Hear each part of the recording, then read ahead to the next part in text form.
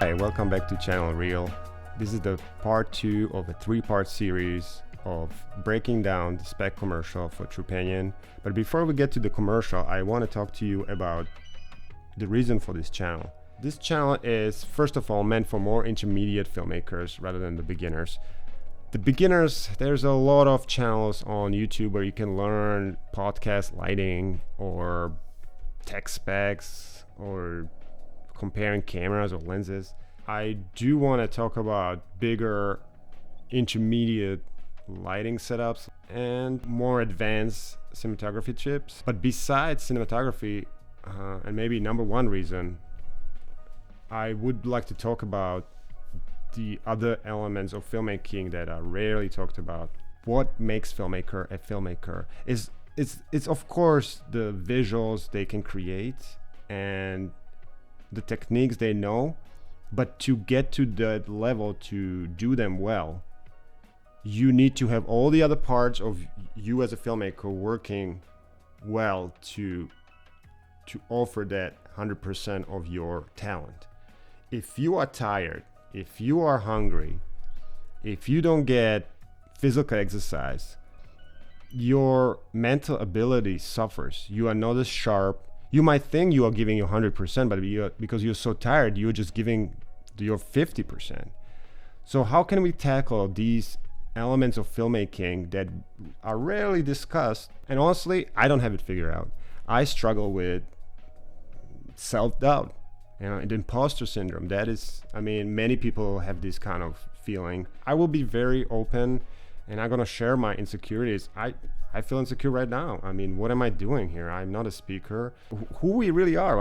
What is the reason for being a filmmaker? What is the satisfaction? What do we get out of it? When I do a commercial, which is about toothpaste, what kind of legacy I'm leaving? Is it just the money grab? And that made me start thinking what kind of projects I want to be doing and the way I want to live my life. There's so many other elements I didn't even mention, but that's what we're going to be discussing in the future in other episodes. But let's get back now to the second part of the Spec Commercial. Here we go.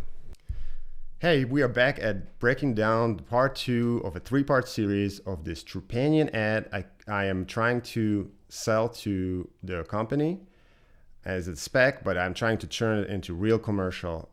So we will go over the creative part, and today we have 3 shots.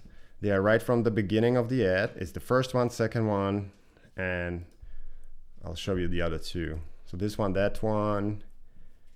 This one we did already. Will be this one. We'll be talking about this one and one more, which is really pretty much the same thing. So it's really 4 shots, but the setups is just 2 setups. And these shots we will be talking about later. So let's get to it. This is Josh Yap. He's the co-director of the commercial. Here are we in the tech scout, location scouting, where we're figuring out the shots for the commercial. All of these shots will be happening in the same area. 2 are sitting on the couch. One is just a little closer, really pretty much the same setup. And one, she already moved up from the couch to meet the doctor. He's handing her her puppy back. That's all I'm gonna say about the location scouting. From the location scouting, we created a storyboards. I already discussed this in a previous episode, how I created the storyboards from back of my camera monitor. I really just trace a paper over the image I wanted to create a storyboards of. And this keeps your proportion correct and just makes the process really fast. Yeah, so I think you understand this process. If you have questions, let me know in the comments. These are the storyboards we got, and I worked on the light diagram for every shot. And all right, so let's get to the first shot. All right. First, let's talk about the outside light And this is the 1200. This is a aperture 1200D. It's comparable to maybe a little less than M18, but it's so much easier to power, set up. You know, you don't have no ballast. Actually, you do have ballast, sorry. You have ballast, but it's just LED. It doesn't get too hot, and you just plug it in the wall. And that's what we did. So I'm using 1200 over here because in the storyboards, I thought we're gonna have a sun, which we never got. As you can see, it's cloudy. So I have to augment the sun. So that's my backlight. I used it also in the other shots. That's the same light. And let's keep going. So that's that light. I'm talking to George about, he's asking me if we have to clear up the room. And I said, yes, you have to clear up the room that we were shooting there.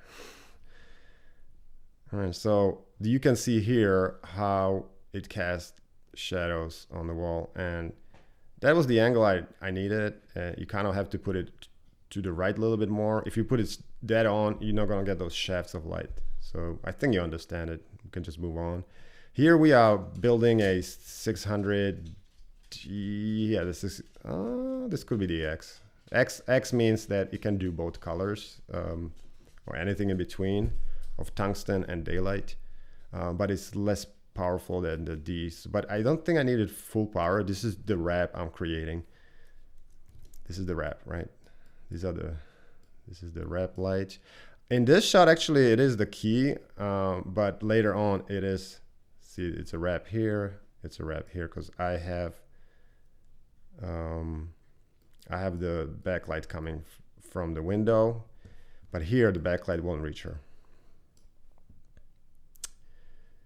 All right, I will rewind here. What do I have? What did I miss? So yeah, you can see what I did here. This is for, here I pointed the 600. The 600 is somewhere here, and it's casting light on the back wall, just like I have in my picture. All right, what else I got here? Let's keep going. Yeah, so this is the key. You can also see it here. My key light, which you can see where it stands in the space. It's creating this image, this lighting on her face. I feel it's a little too fronty. I wish I went a little bit further around. Yeah, those are those 10% I was mentioning that I didn't get to do. I wish I did. And also, she has no hair light. I wish I did something about it, but well, I did what I could. So let's discuss the other two shots. And the other two shots are not too different. I have her sitting on the couch, right? And I move the couch forward. It just looks better when it's not just attached to the wall. You know, you can get the shadows of the couch. It's just every time you have some kind of seating or table that is just butt up to the wall, just try to get it off the wall just to create more dimension, more depth. So let's talk about the lighting here.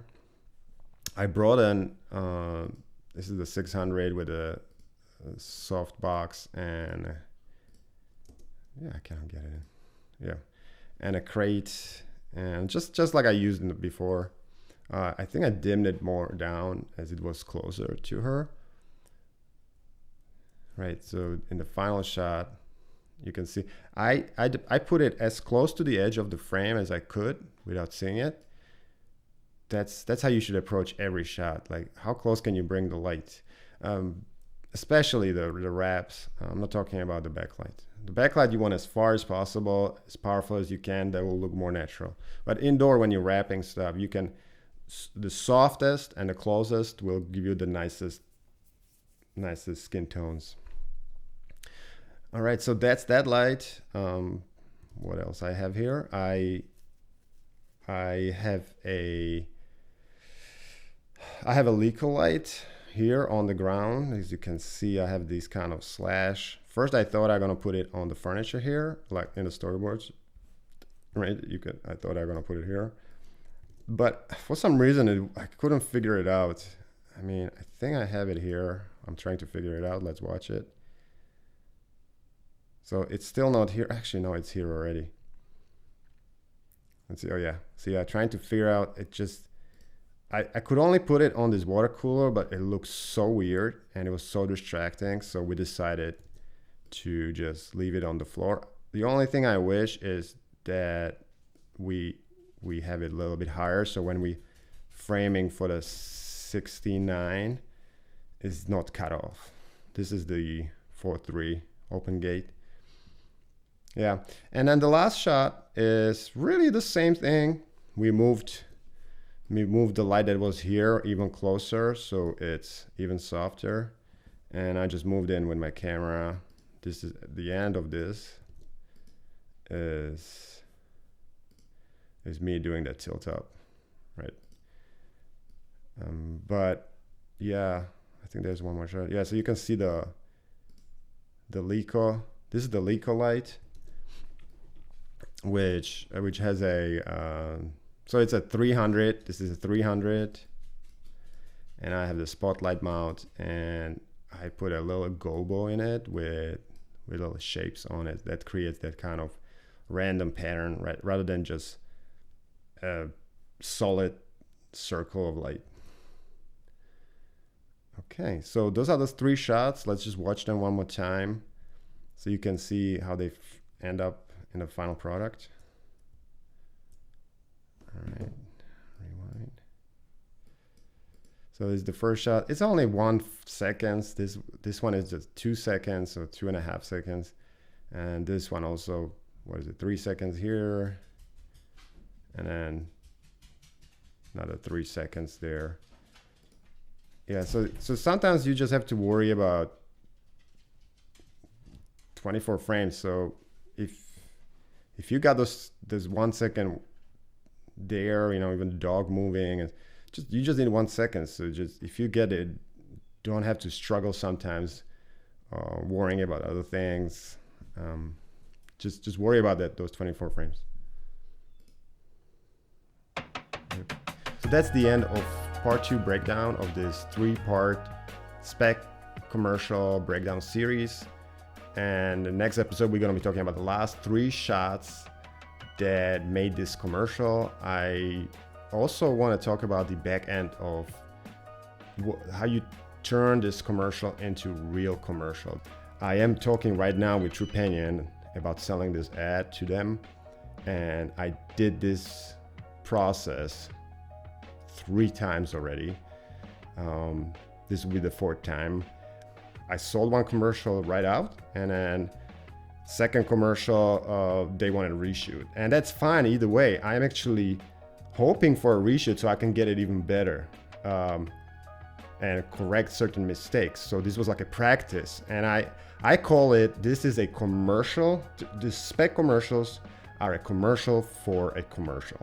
You want to create something that entices them so they buy into you.